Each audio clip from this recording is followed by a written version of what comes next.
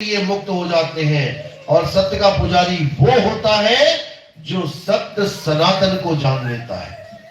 सत्य सनातन का मतलब ये नहीं कि मैं हनुमान जी का पुजारी हूं तो सनातनी हो गया, मैं राम जी का पुजारी हूं तो सनातनी हो गया, मैं किसी देवी देवता का पुजारी हूं तो सनातनी हो गया।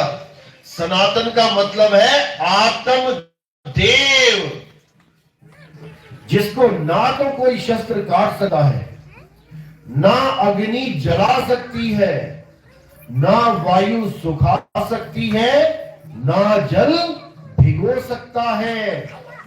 वो है सनातन, जिसका कोई आदि और अंत ही नहीं है। वो है सनातन, उसको जानना है। हे अर्जुन, जो यज्ञ नहीं करते, व्रत नहीं करते, यज्ञों का बना हुआ भोजन प्रसाद रूप में ग्रहण नहीं करते, देवी देवताओं की पूजा नहीं करते, उनको प्रसन्न नहीं करते, वो सब पापी हैं। लेकिन ये सब तो हम भी नहीं करते। ना हम यज्ञ करते हैं, ना हम देवी देवताओं की पूजा करते हैं, ना हम प्रसाद खाते हैं, तो फिर तो हम भी पापी हो गए। लेकिन नहीं, बिल्कुल नहीं। इसी के बाद ये अध्याय 3 की बात कर रहा हूं मैं। अध्याय 3 का 12, 13, 14, 15, 16 श्लोक में यही बताया गया है।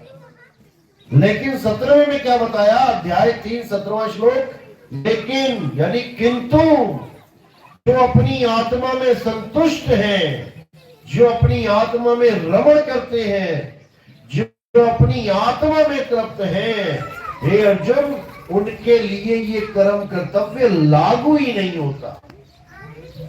उनको किसी की पूजा करने की जरूरत नहीं है, उसको किसी मंदिर में जाने की जरूरत नहीं है, उसको कहीं प्रसाद खाने की जरूरत नहीं है।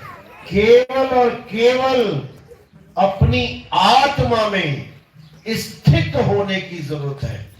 हे अर्जुन, जो अपनी आत्मा में स्थित हो जाते हैं वो स्थित प्रज्ञ कहलाते हैं, यानी वो संसार के बंधनों से ऊपर उठ जाते हैं। अब उन्हें आना जाना नहीं पड़ेगा, क्योंकि हम बार बार आ रहे हैं, बार बार जा रहे हैं।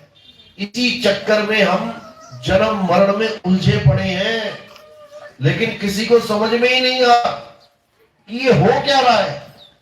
सब ये समझ रहे हैं हम आए हैं इस परिवार में, मेरी माँ, मेरा बाप, मेरा भाई, मेरा बहन, हमें अच्छे अच्छे काम करने हैं, बढ़िया बढ़िया पैसा कमाना है, रहना है, बच्चे पालने हैं, करके मर जाना है, हो गया मुक्ति। किसी की मुक्ति नहीं, एक भी मुक्त नहीं होगा, क्योंकि ये तो रिश्तेदारियों का संबंध, ये लेने देने का संबंध है। एक लेवा